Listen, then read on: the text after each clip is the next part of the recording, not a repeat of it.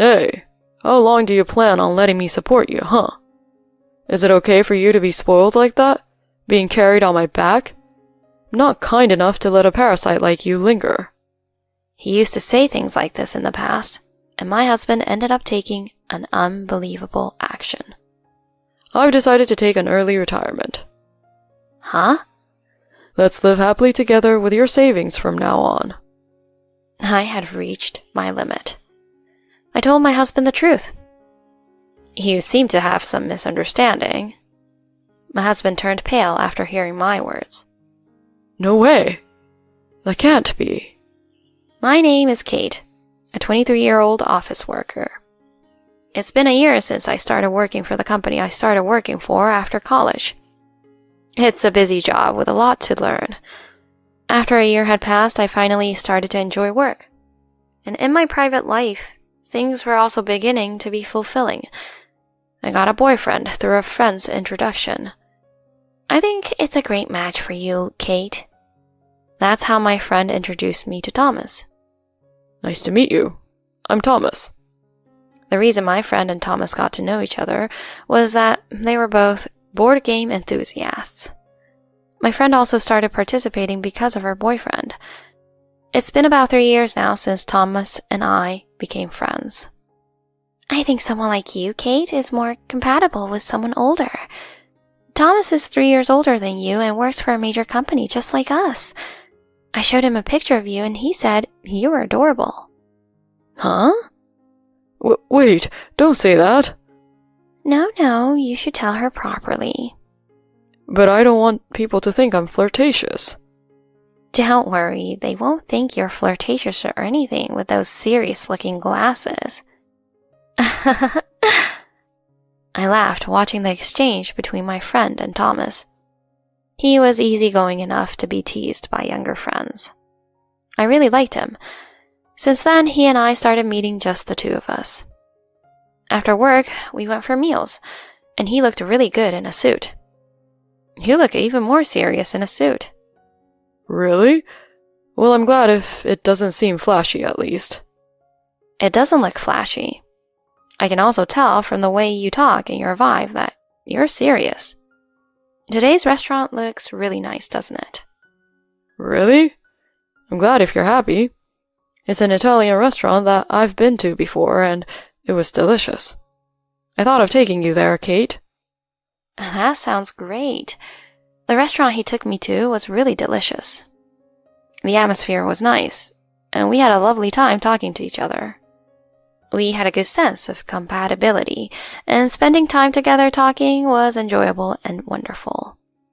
Then, we went on several dates, and got closer and closer. Since we grew closer, we decided to go out. I'm happy that you two are together. Make sure to invite me to the wedding. Oh no, it's too early for marriage. Really? I feel like you two might get married. Being told that by a friend, I imagined our married life. Indeed, it seemed like every day would be enjoyable. But for this to work, both of our feelings had to be in sync. Even so, I continued the relationship, hoping to marry him someday. After about 3 years, he proposed to me. Even after 3 years with you, Kate, I still want to be together forever. So, will you marry me? Yes, thank you very much. I was incredibly happy when he proposed to me. And so we decided to get married. We quickly went to meet each other's parents. Everything went smoothly, and we were able to have a wedding ceremony. Many friends and colleagues attended, making us very happy. The friend who introduced us was moved to tears. I'm glad we could share our happy moments with our friends. After a memorable wedding, we went on our honeymoon and started living together after returning. My newlywed life with him was very enjoyable. We spent very happy days off together, going for drives and trips. Then about a year after getting married, we had a child. We were blessed with a cute son. My husband and I named him Luke. Luke had adorable round eyes. Due to the pregnancy, I decided to quit my job. My husband insisted on working hard to support us. He expressed his desire for me to take care of household matters. I'll do my best at work. I think it's about time to entrust the household to you, Kate. Huh? Okay. I felt uneasy about my husband's tone. It seemed as if he was declaring that he wouldn't contribute to housework or childcare. Feeling anxious, I quit my job to prepare for childbirth. Unfortunately, my concerns turned out to be valid. My husband stopped helping with housework, citing that I was always at home. Even though I became a full-time housewife by quitting my job, there were times during pregnancy when I couldn't manage household chores due to poor health. Sometimes I couldn't even get up in the morning. In such situations, my husband would scold me with a stern expression. Hey, you're a full-time housewife, so why are you oversleeping? Sorry, I'm not feeling well. Don't make excuses. When you say not feeling well, do you mean you have a fever of around 104 degrees Fahrenheit? Do you need to go to the hospital urgently? No, it's not like that. But... Then don't say you're not feeling well. You're just being naive. Oh, come on. My husband unjustly got angry at me like that. It seems he couldn't forgive that breakfast wasn't prepared. But sometimes morning sickness makes me really sick. Cooking during those times was also tough. My husband never understood that. I knew there was nothing I could say to my husband. So when I was struggling during the day, I sought help from my mother. Fortunately, my parents' house was about a 10-minute drive from our home, so it was easy for my mother to come over. She took over the kitchen for me, preparing a lot of pre-made dishes. She also prepared items that could be stored in the freezer, so when I wasn't feeling well and couldn't cook, I just had to warm up the frozen dishes. That's how I survived my pregnancy chores. I didn't think my husband would behave this badly, but still, I figured that would change once the baby was born. When our child was born, my husband was very happy, and I thought he would cooperate in parenting. However, my expectations were quickly betrayed. When I returned home after giving birth with our son, my husband pointed to the piled-up laundry and ordered me to take care of all the chores. Do all the chores that piled up while you were in the hospital. Mom was here the other day, but couldn't come the day before yesterday, so the laundry and cleaning haven't been done. Also, I'm hungry, so make something. Thomas said this and plopped onto the sofa. He didn't seem to have any intention of soothing our son or helping with the housework. I sighed, moved our son to the crib after putting him to sleep, and then made lunch for my husband. After eating the pasta I made, my husband didn't bother to put the dishes away and lay down on the sofa, turning on the TV without lowering the volume. The noise woke up our son. Luke just woke up because of the loud TV. Can you lower the volume? Huh? Why do I have to take orders from you? Luke got startled by the TV sound. Then you comfort him and make him stop crying. But I have to do the laundry and cleaning now. Then do the housework while carrying him. I want to watch this show. Jeez. My husband never listened to my requests at all. Judging from this, he probably won't help with parenting either. I quickly gave up and did housework while carrying our son. Sometimes he cried, so I stopped doing chores to comfort him. Once he stopped crying, I resumed the housework, and this cycle continued. Meanwhile, my husband watched the TV the whole time. Moreover, when I glanced at him, he was sleeping on the sofa. This made no sense if he was just going to sleep while the TV was on. It was a waste of electricity. Irritated, I turned off the TV. My husband was sound asleep on the sofa. I thought about punching his face, but divorce or anything like that wasn't on my mind back then. It was still within 2 years of marriage, and our child had just been born. I hoped my husband would change someday, but there was no sign of that. As a result, I raised our child and managed the house by myself. It was tough, but no matter how difficult it was, I somehow got used to it by continuing. I decided to do everything by myself, finding ways to balance childcare and housework. I never let my husband complain about it. I always woke up early to prepare breakfast and made well-balanced meals with a variety of dishes for dinner.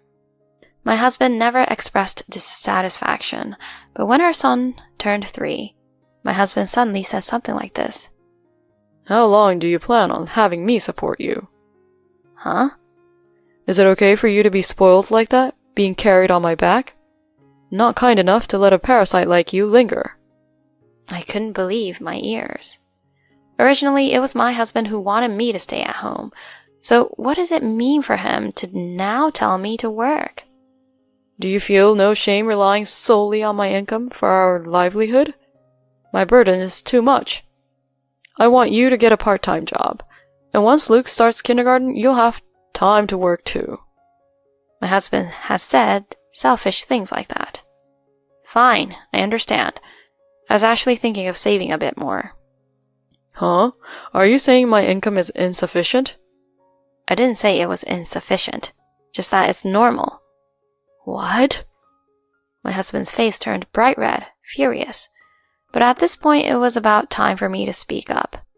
I couldn't accept just being told what to do by my husband without saying anything. I work for a large corporation, you know. But since we got married, your salary hasn't increased even once. When it was just the two of us, we can barely manage. But with a child, we need to cut back. Otherwise, our life will become difficult in no time. That's because you're bad at managing the household budget. Just find a job quickly. After saying that, my husband went to his room. I didn't expect him to behave so badly. But I was pissed off too, so I got a part-time job in an office. The company was close to my house. There was very little impact on parenting and housework. I covered expenses like groceries and utilities with my earnings. Of course, I also practiced frugality, so our life became quite comfortable. However, amid all this, my husband started spending money selfishly on his hobbies. He bought a new computer for gaming and even spent hundreds on a chair. I couldn't tolerate such reckless spending. It's pointless for you to indulge yourself like this. Oh, I'm the main breadwinner supporting the family, you know? It's okay to spend a little money on hobbies. It's not a little. Don't spend money like you did when you were single or recently married. Shut up. Then you work more hours. If I do that, I won't have time for housework and childcare. That's just an excuse. My husband and I were having more and more fights like this. With my husband being reckless, I had no choice but to desperately save money. The only salvation was that our son grew up to be a very kind child. He grew rapidly and progressed through elementary and junior high school in the blink of an eye. During this time, he never rebelled. Instead, he always cared for me. Mom, I'll help. I'll hang the laundry. Oh, thank you. Should I cut these ingredients? No, you don't have to help with that. It's fine, Mom. I always see you working hard, so let me lighten your load. Luke, thank you. I was incredibly happy with my son's kindness. Thanks to his kindness, I could endure my husband's terrible attitude. I decided to do my best so that my son could successfully go to college. My husband wasn't exactly well paid, but without my husband's income, it's pretty hard to pay my son's tuition. I had made up my mind to be patient until my son was older. My son worked hard in his studies, got into a good high school, and continued to achieve excellent results. He had the academic ability to aim for a good university. I admired his daily efforts. One thing that bothered me was my husband's comments about our son's achievements being due to inheriting his genes. My son has achieved what he has through his own efforts, not just because of his father's genes. It was irritating to hear him claim credit for our son's achievements without acknowledging the effort put in. Well, I refrained from pointing out those things to avoid arguments, but afterward, my son successfully got into his first choice university. I truly believed that he had worked hard. Even after entering university, he diligently earned credits, started preparing for job hunting early, and eventually secured a job before graduating from university. Before I knew it, time flew by and my son became a working adult. All the while, my opinion of my husband remained unchanged. He continued to delegate everything, be it about our child, household chores, or anything else entirely to me. Both my son and I had stopped expecting anything from my husband. Later on, my son started working as a professional. Even after becoming a working adult, he lived at home for a while.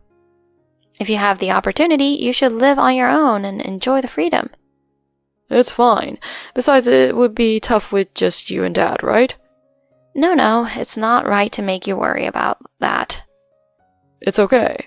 I want to save money too. I do plan to live on my own in the future, but for now, I'll stay at home. Thank you, Luke. My son is truly a good kid. But still, I felt sorry for making him worry like that. So I made an effort to initiate communication with my husband as much as possible. I thought that if our relationship as a couple improved, our son would feel more at ease. It seems that my husband, perhaps surprisingly, was happy because I made an effort to improve our relationship and engaged in various conversations with him. And my husband started communicating with me as well. While it may not be like the early days of our marriage, the fact that we've continued our married life for over 20 years is something to be happy about. It's delightful that we've become close again. I wonder if our son also feels relieved. He mentioned wanting to move out and rent a place of his own. You know, I've been thinking about living together with my girlfriend.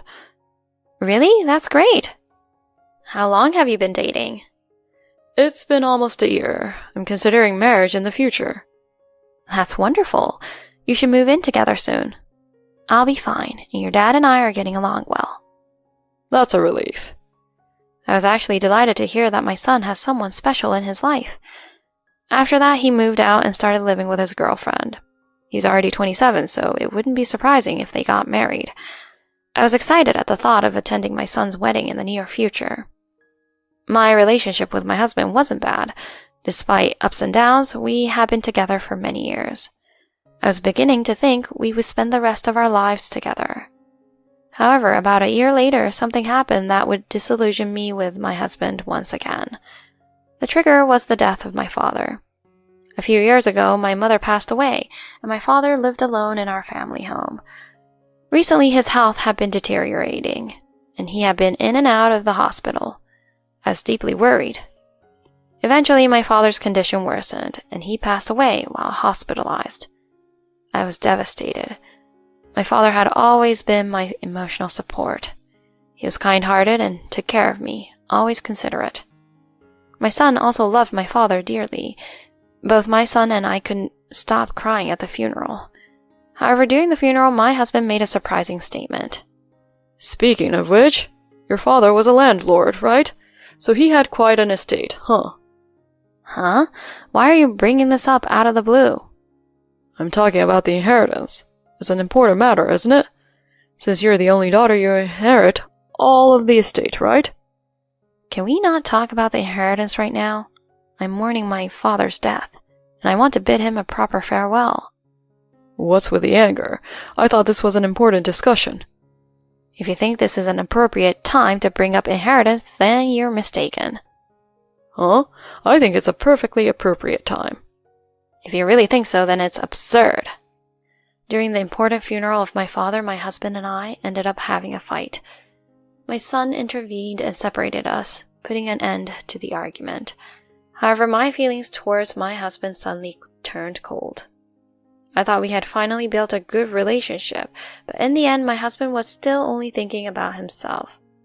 And so, amidst the awkwardness, my husband and I spent our days. I couldn't leave the house immediately, so I endured these days patiently. However, in the midst of this, an unexpected event occurred. I was remembering something my husband once told me. He used to say things like, "How long do you plan to let me support you?" He used to say things like this in the past, and then he took unbelievable actions. I retired early, Kate. Huh? At first, I couldn't understand what he said. Why did you retire early? From now on, let's live happily and comfortably with your savings. Saying that, my husband lay down on the sofa. I had had enough. My savings, you mean to say you're going after my inheritance, right? Going after? That's ridiculous. It's our money. My husband started saying such things. I informed him of a certain fact. You seem to be misunderstanding something. The inheritance won't go to you, you know. Huh? What are you talking about? It's common assets, isn't it? Enough already. I don't know what you're misunderstanding, but I've realized that continuing our married life is difficult. Let's get a divorce. Huh? Divorce? Yes, I don't want to live with you anymore. Then, as part of the property division, hand over half of the inheritance you received. So, how many times do I have to say that you're wrong? My father's inheritance is not subject to property division. Huh? Upon hearing my words, my husband turned pale. No way. It can't be. It should go to me, right? No, it's all mine. Besides, the inheritance will be split evenly between me and Luke. Dad's inheritance belongs to both me and Luke. Then let's cancel the divorce. No, if you refuse the divorce, I'll fight in court. Court? My husband was frightened by the mention of court. Finally realizing that I was serious, he reluctantly agreed to the divorce. So we ended up divorcing. However, my ex-husband didn't fully understand that I had been saving money all along. In addition, he didn't really understand that I had been working full-time to support the family since my son was in high school. Due to that, although his household income significantly decreased all at once, it seems he continued his extravagant spending habits, causing money to rapidly disappear. With minimal savings and a reduced income, maintaining the previous spending habits would result in a rapid deficit. My ex-husband ended up in debt, facing financial hardship. And now that his son has cut him off, he has no one to turn to. It's all the result of his own actions. Truly ironic. On the other hand, I started living in my father's inherited home. With permission to remodel, I transformed the aging house into a comfortable haven. The house has been transformed into a very comfortable home. I'm currently enjoying peaceful and serene days. My son recently got engaged to his girlfriend, and they came to share the news. While celebrating their marriage, I take pride in my son's admirable growth. Moving forward, I aim to enrich my own life while caring for my son and his wife.